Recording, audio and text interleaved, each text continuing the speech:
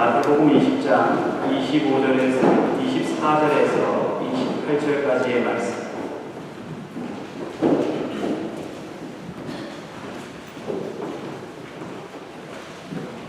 마태복음 20장 24절에서 28절까지의 말씀을 교독으로 공독하시겠습니다.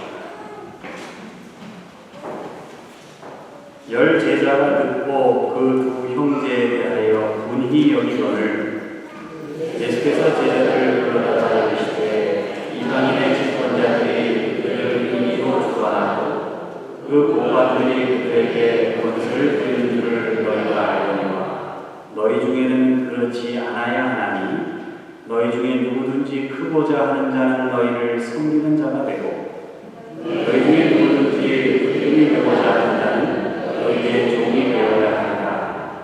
다 함께 읽겠습니다. 인자가 온 것은 섬김을 받으려 하니 도리어 섬기려 하고 자기 목숨을 많은 사람의 대성물로 주려 함이니라. 아멘. 기도하시겠습니다.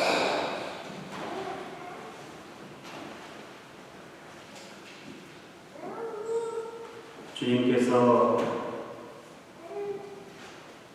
우리들에게 하기를 원하시는 그 봉사의 의미에 대해 깊이 묵상하는 이 시간 되게 하여 주시옵소서.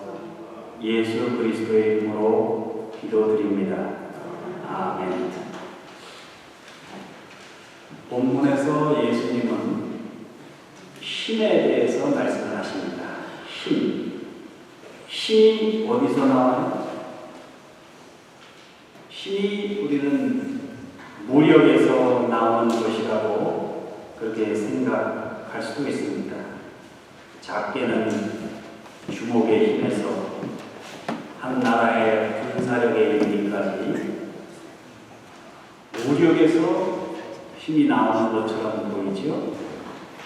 그런데 그 무력은 권력 아래에 있어요. 그래서 아무리 주먹질을 잘하는 상태라 해도 두목의 말 한마디에 따라야죠. 꼼짝 못하지요. 한 나라의 군사력도 아무리 훌륭한 사령관이 있어도 대통령 명령을 받아야 되죠. 그리고 군대를 동원하려면 군비를 타내기 위해서 의회의 동의를 받아야 됩니다. 그러니까 힘은 권력에서 나오는 것처럼 보이네요. 그런데 그 권력을 뒤에서 또 조종하는 힘이 있어요. 그렇죠? 그래서 미국에서는 의회에 로비를 하고 이렇게 날마다 총기 사고가 많이 일어나고 의회에서 총기를 강력하게 규제하는 법을 제정하지 못하죠? 왜 그래요? 권력을 움직이는 재력이 또 있습니다. 총기연합회에 의해서. 그런데 정말 힘이 그런 무력이나 권력이나 돈의 힘에서 나오는 건지 오늘 본문에 보니까 예수님은 그렇지 않다. 분명하게 말씀을 하고 있습니다. 힘이 어디서 나오느냐? 디아코니아에서 나온다. 봉사에서 나온다는 겁니다. 오늘 이 시간에서는 본문을 통해서 그 디아코니아, 봉사가 무엇인지 다음과 같이 묵상해 보겠습니다. 첫 번째로, 봉사란 진정한 힘의 근원입니다. 25절, 26절 본문 말씀 보면 예수께서 제자들을 불러다가 이르시되 이방인의 집권자들이 그들을 임의로 주관하고 그 고관들이 그들에게 권세를 부리는 줄을 너희가 알거니와 너희 중에는 그렇지 않아야 하니 너희 중에 누구든지 크고자 하는 자는 너희를 섬기는 자가 되고 이 본문에서 나온 말이 servant leadership, 종의 지도력이라는 말입니다. 이 servant leadership, 이 단어를 처음으로 사용한 분이 로버트 그린리프라고 하는 분이에요. 이분이 servant leadership이 무엇이냐를 설명하기 위해서 제가 전에도 말씀을 드렸던 것 같은데 헤르만 헤세의 소설에 나오는 동방순례 Journey to the East라는 그런 소설책에서 어떤 사건을 인용을 합니다. 그 내용이 뭐냐면 사람들이 진리를 찾아서 동방으로 여행을 떠나게 됩니다. 그런데 이 여행을 떠나는 순례단을 뒤따르는 레오라는 하인이 하나 있었어요. 그러니까 순례단에 속한 사람들이 먹고 자고 여행하는 동안에 뒤에서 묵묵히 섬기는 일을 합니다. 그래서 식사도 마련해주고 또 아픈 사람이 있을 때는 또 병간호도 해주고 또 힘들어할 때는 노래도 불러주고 또 심심해할 때는 휘파람도 불어주고 그러면서 따라다니는 레오라는 종이 있었어요. 사람들이 뭔가를 필요로 할 때 레오는 항상 뭐가 필요하냐 이렇게 물으면서 함께 순례하는 사람들을 도와줬습니다. 근데 오늘 갑자기 그 레오가 사라져버렸어요. 순례자들이 서로 웅성웅성합니다. 어떻게 된 거지? 레오가 어디 갔지? 나 이것도 해줘야 되고 저것도 해줘야 되는데 그러면서 그 여행길이 이전에는 행복하고 편안하고 좋았는데 너무 불편한 거예요. 사건권 그 여행 순례단들이 서로 싸워요. 마침내 순례를 포기하고 되돌아오게 됩니다. 되돌아오면서 그들은 비로소 그제서야 그 순례단을 이끌었던 게 서로 자기라고 생각을 했거든요. 나는 돈이 많으니까, 나는 지위가 높으니까, 나는 많이 배웠으니까 자기가 그 순례단의 지도자라고 생각을 했었는데 말없이 그 사람들을 도왔던 레오야말로 진정한 지도자였다는 사실을 깨닫게 됩니다. 그 레오의 섬기는 리더십, 그것이 servant leadership이라는 겁니다. 여러분 우리 교회에도 지도자들이 있죠. 목사가 지도자입니까? 무슨 장로님이 지도자예요? 집사회 회장이면 지도자가 될까요? 그렇지 않다는 거죠. 지도력이라는 것은 그 사람이 가진 명함에서 직위에서 직함에서 나오는 것이 아니라 그 공동체에서 얼마나 다른 사람을 섬길 수 있느냐 거기서 나온다는 거예요. 그 힘이라는 게.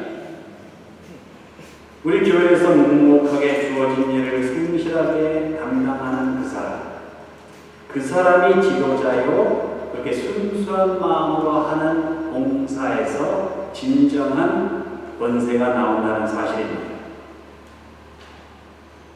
한경진 목사님이 살아계셨을 때 은퇴하고 저 남한산성에 방 2칸짜리 지내시면서 이제 생애를 정리를 하셨는데 후배 목사님들이 이제 한경진 목사님을 찾아갔어요. 세배를 드리려고 정초에 세배를 올린 후에 덕담을 나누는데 후배들이 한 목사님 저희 후배들한테 한 말씀 해주시지요. 덕담을 한 말씀 해주시지요. 그랬어요. 그랬더니 한 목사님이 가만히 보시더니만 목사님들 대접받으려고 하지 말고 예수 잘 믿으세요. 그러시더라고요. 그 목사님들이 예수를 얼마나 잘 믿어요. 그런데 남에게 대접받고 섬김을 받게 하면은 그것은 예수를 잘 믿는 게 아니라는 설사 그것이 목사라 하더라도 그런 따끔한 말씀이죠. 여러분 큰 교회 목사들은 작은 교회 목사보다 우월하다는 의식을 가지고 서울교회 목사들은 시골교회 목사님들보다 더 우월하다는 생각을 가지고 담임 목사는 그 목사보다 더 우월하니까 군림하려고 하고 그렇게 하지 말라는 거예요. 한 목사님의 말뜻이. 그런데 그게 잘 안 되죠. 우리 모두는 이 땅에 섬기러 오신 예수님을 잘 믿으시고 예수 잘 믿는다는 말이 뭐냐면 바로 예수님처럼 섬기는 삶을 살아야 한다는 겁니다. 섬기는 삶을 사심으로 예수 잘 믿으시기를 주님의 이름으로 축원합니다. 두 번째, 봉사란 으뜸이 되는 비결입니다. 27절에 보니까 너희 중에 누구든지 으뜸이 되고자 하는 자는 너희의 종이 되어야 하리라. 혹시 여러분 섬기는 부모가 자녀를 큰 사람으로 키운다라는 책을 읽어보신 적 있으세요? 이제 어린 아이들 키우는 부모님들은 이 책을 꼭 읽어봐야 됩니다. 그런데 이 책을 누가 썼냐면 전혜성이라는 박사님이 썼는데 이분이 독실한 그리스도인이죠. 이화여대 2학년 시절에 이제 학업을 중단하고 유학을 떠나요. 그래서 미국에 와서 사회학 박사, 인류학 박사, 박사학위 2개를 취득을 합니다. 그러면서 교수로 지내면서 자녀를 6이나 낳았어요. 그래서 이 6자녀를 키우는데 여러분 미국에서 유학하면서 그것도 박사학위를 2개 박사학위 과정을 하는데 자녀를 6이나 키웠으니 얼마나 힘들었겠어요. 그런데 이 전혜성 박사가 6자녀를 키웠는데 전부 다 하버드 대학 아니면 예일대를 졸업했어요. 그래서 그 가족들이 식구들이 딴 박사학위를 전부 다 따지면 11개 박사학위를 합니다. 되게 재밌는 집안이죠. 그래서 예일대학에서 남매가 동시에 석좌 교수, 테누어 받은 석좌 교수가 된 적이 예일대 역사상 없대요. 남매가. 그런데 유일한 사람이 바로 이 전혜성 박사의 자식들이에요. 남매가 동시에 예일대 석좌 교수를 해요. 그래서 미국 교육부에서 참 이상하다. 이거 비결이 뭐냐. 더군다나 미국에서 피반한 것도 아니고 한국에서 유학을 와가지고 그렇게 집안에 11개 박사학위를 받는 그 집안 참 이상하다 해가지고 연구를 했어요. 그래서 동양계 미국인 가정교육 연구 대상이라는 연구를 했습니다. 그래가지고 그 연구 결과를 가지고 전혜성 박사가 그 책을 쓴 거예요. 그런데 그 비결이 뭐냐? 한마디로 얘기하면 자식들을 섬기는 자로 키웠다는 사실입니다. 이게 참 역설적이에요. 여러분 우리들은 자녀들을 어떻게 교육해요? 예, 공부 잘해라. 그래서 학원 보내고 1등 해야 된다. 숙제 잘했니? 영어 학원 보내고 피아노 학원 보내고 좋은 학교에 보내기 위해서 좋은 학군으로 이사가고 그렇게 키우죠? 그런데 전혜성 박사는 그렇게 안 했다는 거예요. 오늘 학교 가서 선생님 말씀 잘 듣고 시험 잘 봤니? 몇 점 맞았니? 이렇게 묻는 게 아니라 오늘 학교 가서 너 친구들을 어떻게 도왔니? 너 오늘 숙제 다 했니? 그만두고 공부 좀 해라. 이렇게 하는 게 아니라 너 오늘 같은 반 친구들을 위해서 내가 얼마나 많은 애들을 도와줬니? 이렇게 교육을 시킨 거예요. 근데 다른 친구들을 돕는다는 게 뭐예요? 학교에서? 자기가 먼저 열심히 공부해서 먼저 깨달아서 그거를 가르쳐주는 일이잖아요. 학교에서 도와주는 친구를 도와주려면 어떻게 해야 돼요? 그러니까 애들이 자동적으로 공부를 열심히 하게 된다는 거예요. 그걸 공부를 내가 먼저 해서 공부 못하는 애들 도와줘야 되는 거예요. 그런데 말로만 해가지고 자녀들이 부모님 말씀을 듣든가요? 이 전혜성 박사가 자기가 모범을 보이기 위해서 교회를 가든 또 지역사회에서 무슨 노숙자들을 위해서 식사를 마련하든 봉사를 열심히 했다는 거예요. 근데 그 봉사할 때마다 자식들을 데리고 다니는 거예요. 자식들 6명 키우느라 정신이 없고 박사학위를 2개나 따느라고 정신없이 바쁜데도 시간을 내서 그 노숙자들을 위해서 식사를 준비하고 대접하고 교회 가서 봉사하고 병원에 있는 환자들 도와주고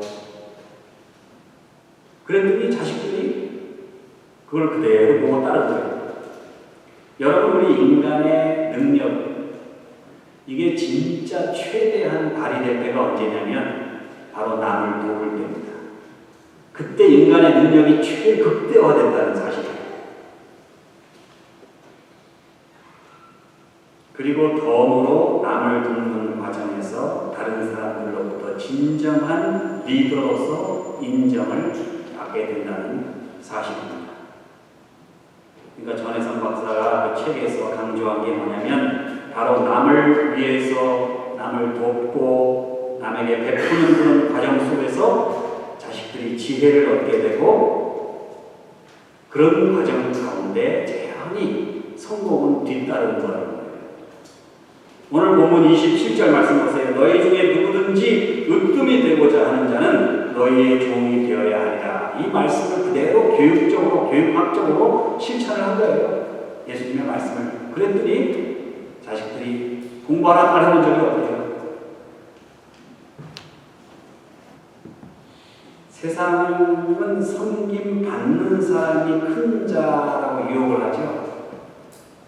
다른 사람들에게 지배당하는 것보다 지배하는 삶이 얼마나 멋진 삶인가 그렇게 부추기지요. 그러나 예수님은 정반대의 말씀을 하신 겁니다. 너희 중에는 그렇지 아니하나니 너희 중에 누구든지 크고자 하는 자는 너희를 섬기는 자가 되고 너희 중에 으뜸이 되고자 하는 자는 너희의 종이 되어야 하리라. 본문에서 제자들은 지배의식을 가지고 남 위에 군림하기를 원했습니다. 제자들은 대접하기보다는 대접받기를 원했습니다. 그러나 예수님은 진정한 지도자는 종이 되어야 한다고 말씀하셨습니다. 그 본을 보이기 위해 수건을 허리에 두르시고 제자들의 발을 씻기신 예수 그리스도의 그 섬김의 도를 따라가시는 여러분과 저가 되시기를 주님의 이름으로 축원합니다. 마지막으로 세 번째, 봉사란 십자가를 지는 일입니다. 28절에 보세요. 인자가 온 것은 섬김을 받으려 함이 아니라 도리어 섬기려 하고 자기 목숨을 많은 사람의 대속물로 주려 함이니라. 20세기 초에 중국으로 파송됐던 루스펙트라는 선교사가 계셨는데 한 번은 그 루스펙트 선교사가 기차를 탔어요. 어떤 여인이 옆좌석에 앉는데 그 여인 오른손을 보니까 자기 손이 아니라 의수예요. 금속으로 된 의수를 이렇게 차고 있어요. 조심스럽게 대화를 나누는데 그 여인이 자기 얘기를 하는 거예요. 자기가 인도 선교사로 갔었대요. 그런데 선교사가 일하던 중에 죽을 병에 걸렸답니다. 우리 같으면 제가 하나님 얘기를 하는데 선교사로서 이렇게 죽을 고생하면서 하나님을 섬기는데 왜 죽을 병에 걸리게 하셨습니까? 이렇게 탄식하며 하나님을 원망할 텐데 그 여인은 제가 죽을 병에 걸렸는데 이제 남은 인생이 얼마 안 남았습니다. 제가 무슨 일을 해야 될까요? 이렇게 기도했대요. 그랬더니 마음속에 시골로 내려가서 가난한 사람들과 함께 여생을 보내야 되겠다는 생각이 들더래요. 그래서 시골에 내려갔대요. 그래가지고 이제 시골에서 일을 하는데 탈곡기에 손이 빨려 들어가가지고 오른손을 절단하게 된 거예요. 오른손을 잃게 됐어요. 하나님께 왜 제게 이런 일이 벌어졌나요? 이렇게 기도해야 될 텐데 그녀는 뭐라고 했냐면 주여 이제 오른손을 제가 잃었습니다. 오른손이 없는 저에게 무엇을 하기를 원하십니까? 이렇게 기도를 했대요. 그랬더니 그래 이제 오른손이 없으니까 농사일은 힘드니까 양농원에 가가지고 양농원에 있는 나보다 더 몸이 불편한 왼손으로도 도울 수 있는 그런 사람들이 있으니까 그런 사람들을 도와줘야 되겠다는 생각이 들더래요. 죽을 병에 걸렸습니다. 그래도 무슨 일을 하면서 어떻게 섬길까를 생각한 거예요. 오른손을 잃었습니다. 그런 가운데에서 내가 무슨 일을 하면서 어떻게 남을 섬길까를 생각한 거예요. 비록 끊임없이 힘들고 어려운 일들이 벌어졌지만 그럼에도 불구하고 내 인생, 죽을 병에 걸린 내 인생, 오른팔을 잃은 내 인생, 어떻게 이웃을 위하여 섬기며 살까? 이것이 그리스도입니다. 본문 45절에 인자가 온 것은 섬김을 받으려 함이 아니라 도리어 섬기려 하고 자기 목숨을 많은 사람의 대속물로 주려 합니다. 봉사란 무엇이냐? 십자가를 지는 일입니다. 제가 이런 글을 읽은 적이 있어요. 정말 중요한 것은 당신이 어떤 차를 모느냐가 아니라 얼마나 많은 사람들을 그 차에 태워주느냐입니다. 정말 중요한 것은 당신이 얼마나 큰 집에 사느냐가 아니라 얼마나 많은 사람들을 그 집에 초대하느냐입니다. 정말 중요한 것은 당신의 사회적 지위가 아니라 당신이 얼마나 많은 사람들과 더불어 살아가느냐 하는 겁니다. 정말 중요한 것은 당신이 무엇을 가졌느냐가 아니라 남에게 얼마나 베푸느냐 하는 것입니다. 정말 중요한 것은 얼마나 많은 친구가 있느냐가 아니라 얼마나 많은 사람이 당신을 친구로 생각하느냐입니다.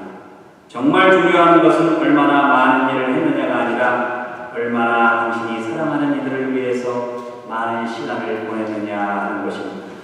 정말 중요한 것은 당신이 얼마나 좋은 동네에 사느냐 하는 것이 아니라 당신이 이웃 사람들을 위해서 얼마나 봉사하느냐 하는 것입니다. 오늘도 정말 중요한 일이 무엇인지 되새기며 짧은 인생 사는 동안 섬기는 자가 되어 우리 주님께서 허락하시는 그 권세를, 진정한 권세를 누리시는 여러분과 저가 되시기를 우리 주님의 이름으로 축원합니다. 기도하시겠습니다.